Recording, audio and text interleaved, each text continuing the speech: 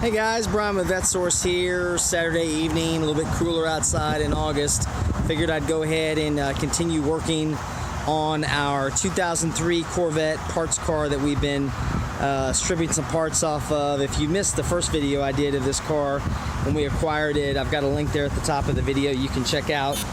This was the car that had the roll cage installed, mini tubs. It's kind of a neat car, but we're getting closer to where I don't have any legitimate offers on the cab at all, so I'm going to end up probably cutting this thing into pieces over the next couple days. So today what I'm going to get back to is last video I uploaded. I showed you guys how to dismantle the rear suspension out of this pretty quickly.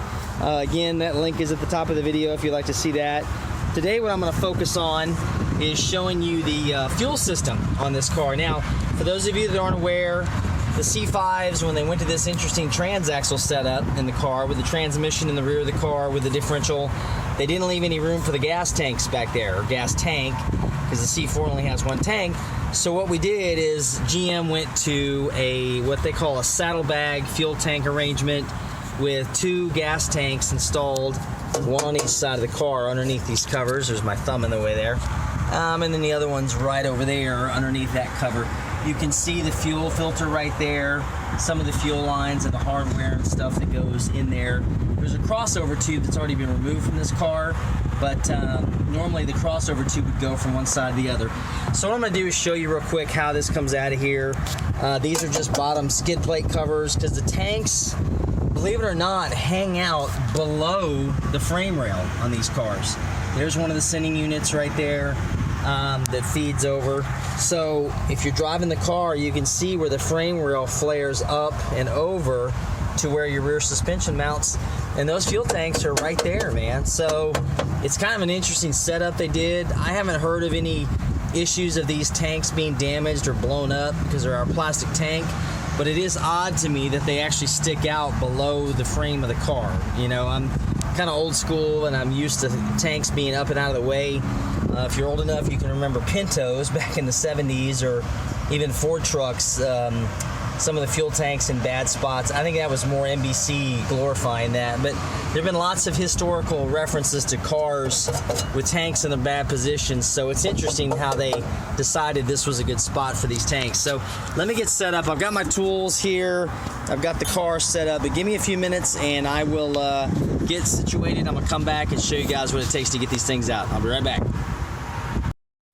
Alright guys, I'm back, and as you can see, we're underneath the car here where we can get access to these bolts. Now, of course, I have the car properly positioned up on jack stands with my jack as a secondary fallback position, because again, my pet peeve is not being properly secured. So what I'm going to work on are these bolts here, these retaining bolts that run along the side of the frame rail here. There's 3 on this side, and there's 3 more on the outside, and that essentially makes that cover fall down in the fuel tank. Now, one thing I missed, I just didn't catch it, is the fuel feed cross feed tube is actually still installed in this thing. It was so clean that I wasn't used to seeing them that are that nice. Truthfully, most of these cars, they get a lot of road debris and things up in this area, so they're very dirty and you can see them. This one's just so nice. This is going to be a nice piece for somebody looking to replace theirs once we get all this stuff out of here. So I'm going to work on these 3 bolts real quick here. Make sure I'm running in the right direction so I can hold my camera. And again, they pretty much fall right out of there. Those are the special bolts that I keep talking about that I was referring to back in my previous video. If I can get the head of the bolt here. We got that one out. And we got that one out. And you can see already, that's already starting to come loose. And we've got this one out. We're going to get this one out. We'll work on these inboard ones first. Get the brake lines out of my way. And there's another one here. Okay, I'm going to have to reposition here because I can't see what I'm doing. Turn the camera around and get underneath these brake lines. There we go. Sorry guys, bear with me. This is a new trick for me, working underneath the car and holding my camera. So that one's out. And get my arm in the right position. That one's out. We'll take those bolts, put those out of the way.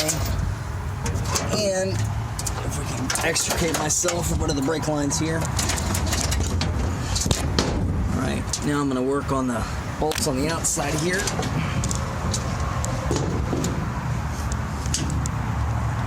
Okay, we've got a 10mm bolt here in this corner, and what that's going to do is that should release. I need a longer extension for that one. Hold on just a second.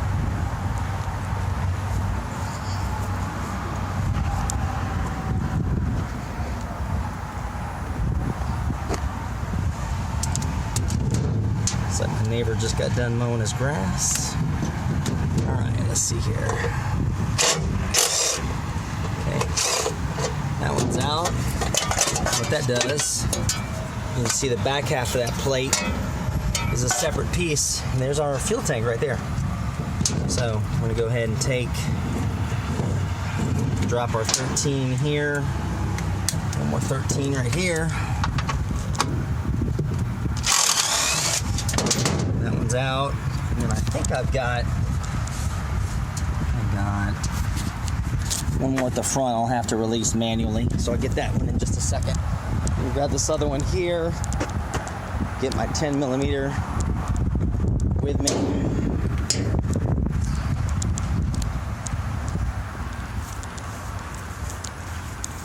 And then we'll put this side over here.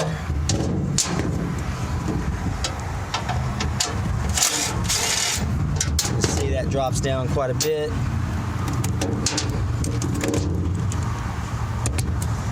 All right, and our 10mm here,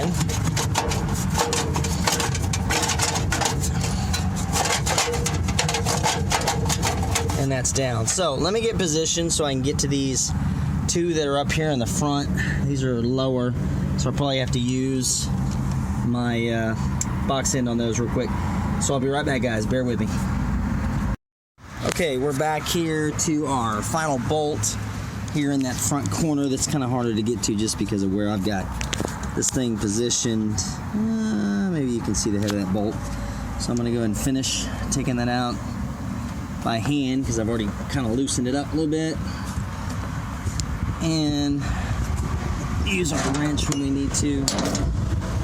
And once this comes out, this thing will actually just drop right out of there. Not the tank itself, but the cover plate that goes over it. So we're going to get that out. Famous last words here as the bolts continue to mock me. There we go.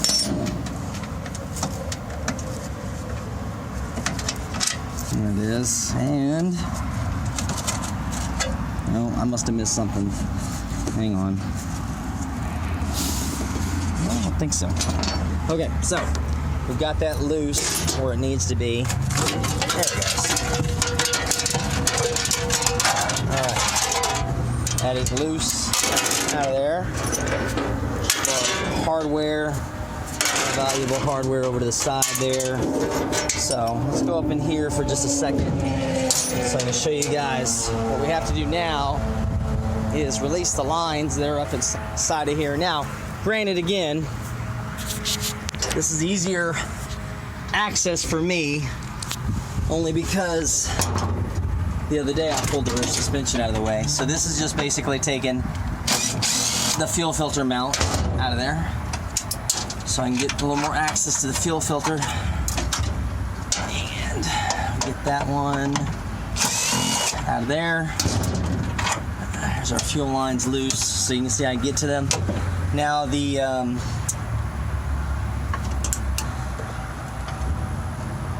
crossover tube is held in place with that 8mm head right there. I'm just kind of loosening, but it's tight enough. I'm going to grab my 8mm here in a second to get to that. So I'm going to do real quick now is release these lines here so we have access to them. These are your hard crossover lines that go between the fuel tanks right here. This is extra things that have already been taken out. And what we'll do here, I'll try to get this on camera. Some of these clips are a little bit harder to remove. So what they did, GM, with the 97 Corvette, introduced these plastic fuel lines. Now, these have become troublesome in a lot of ways, especially on the used front, because the lines don't hold up. Well, they do hold up, but what happens is they get damaged. People damage the lines while they're working on the cars, and then they need used ones, good used ones, to put back on their car. Now, Cadillac, if you've seen me work on some of the Alantes, if you look at the video, or the this video, I have a playlist up ahead there at the top of the video. These Cadillacs use these plastic lines. Cadillac, I think, was the first ones to start using them. So you see how that came off of there. If I had my camera in the right position, maybe I didn't. But it's just basically a captive clip that goes over there. Let's see if I can replicate it with this one. So you push those in and push up, and then the plastic line comes right off. In theory, it's a heck of a lot easier to deal with these. So let's go to the other side. And I think too, this car was so clean, like I've been talking about, that a lot of this stuff is just coming right off. I bashed my leg on the side of the trailer there. That's the only problem with working with the trailer. Okay, that one's released. Oh yeah, man. Somebody's had these off multiple times. These are not stuck on here like they normally get. Let's see. That one's off. And these fuel lines in and of themselves are quite hard to find in good shape, so these actually have quite a bit of value to them because they are Corvette specific. They don't work from any other car because of that saddlebag fuel tank arrangement. Let's see here. There we go. That's it. So my fuel lines are disconnected. My tanks are loose, not out yet. I just need to take off that crossover tube. So let me go grab the appropriate tool for that, guys. I'll be right back with you, okay? Stand tight. Okay, I'm back again with a little closer up look of that fitting there in that corner. And you can see there, that's where that tube crossover pipe is connected. So what I'm going to do real quick is I'm going to get that out of there. Make sure that's nice and loose. I got that loosened up. Okay, and then the tube just comes right off of there. Now, these earlier crossover tubes are fairly easy to take off compared to the later ones that are made out of a steel color. Or not steel color, listen to me. Made out of steel. On those, you have to take the differential assembly out to get the crossover tube out of the car. It's crazy. I don't know what the engineers were thinking when they decided to do this, but that's what they did. So that's an original hose tube, rubberized tube, which was quite easy. Looking, there you go. There, one gas tank fell out for us, which was cool, which made my life a lot easier. Because sometimes they don't like to come out. And then this one, if you're looking at it, it's hanging simply by the edge of that inlet right there that's over that lip.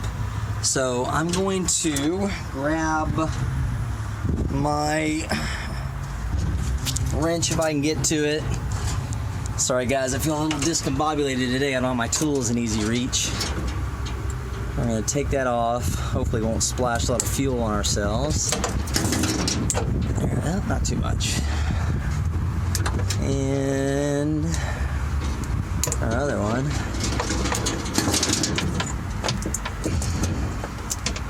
That's the way these are supposed to come off, but try it this way.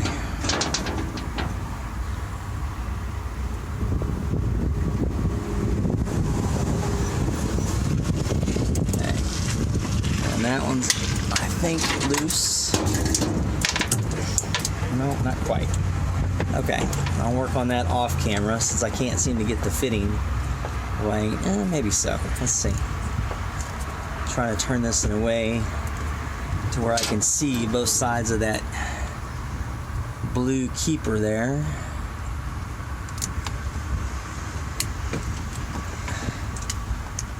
And all right, no, I'm gonna have to use that two-handed. So let me get in position so I can get this off, guys, and then I'm gonna show you the rest of the little things that have to come out of the way to get this out of here. I'll be right back. Back here with the rest of our lines disconnected up in here. Like I said, I ended up having to do those off camera. They just were not going to cooperate with me. So I'm going to get out here and go ahead and take that fuel filler neck out of there real quick. So it'll give me better options as far as removing that tank and getting it past the lip there of that piece. And you can actually see the fuel tank is right kind of there. I must have the light setting turned off on the camera, but there it is right there. There's the inlet pipe right there. So what I'm going to do is get this out of the way. Make sure I don't lose my tool. And this is the old-fashioned rubber fitting, so I'm probably going to have to do that manually. And then this one is just a pinch fitting. Take that off there. I'll be able to move that a little bit. Probably not. Not going to cooperate. All right. So what you'll see is, even though this tank is technically loose through here, I'm still going to have to do a little bit of maneuvering to get that out. So let me grab my screwdriver,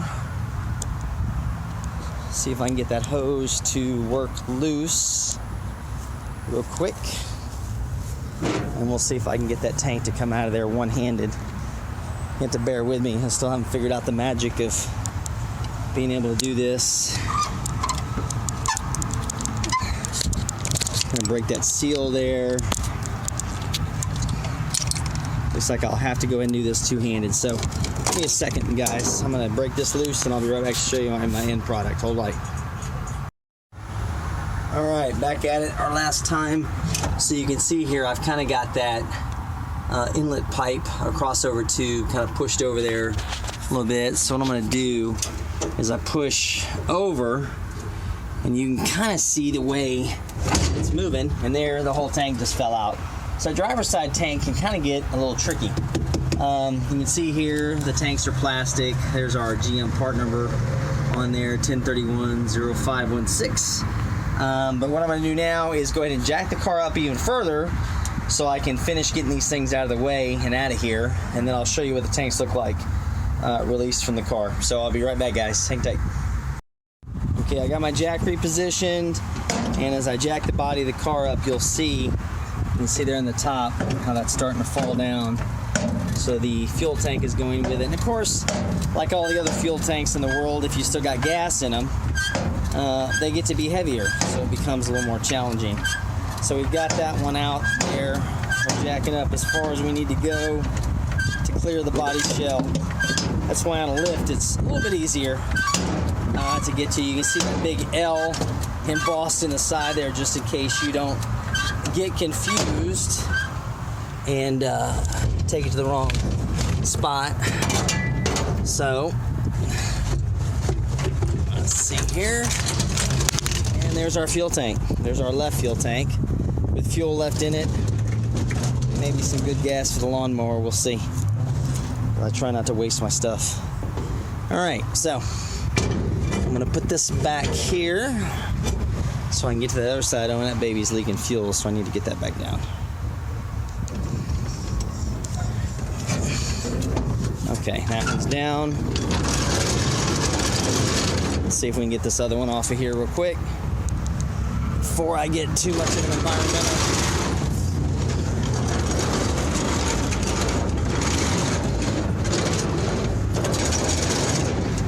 environmental situation here. So we're gonna go up with this.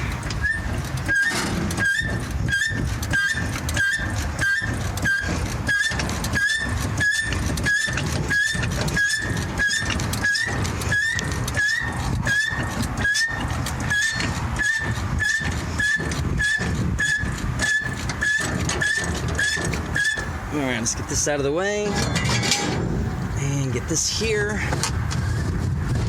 Yeah, I still got a few lines hooked up here. So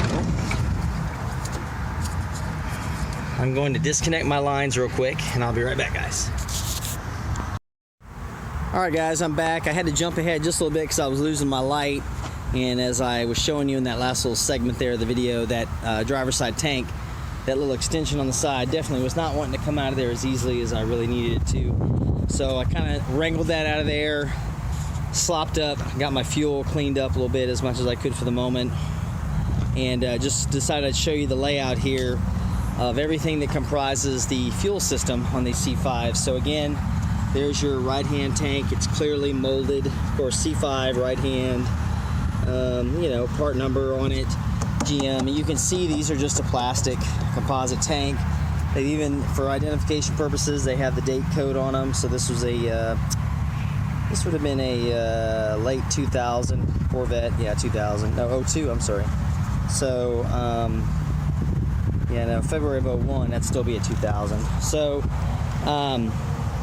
they've got, there's your shield covers there. They're those elusive fuel lines I was talking about, these plastic lines that become difficult to find. Luckily, they have the part numbers on them right there so people can see what they come to. And I'm actually, I think one of my parts videos has detail on those fuel lines. I think I'll reference that up there at the top of the video if you've never seen those before, you're looking for them. There's your main lines, your crossover tube.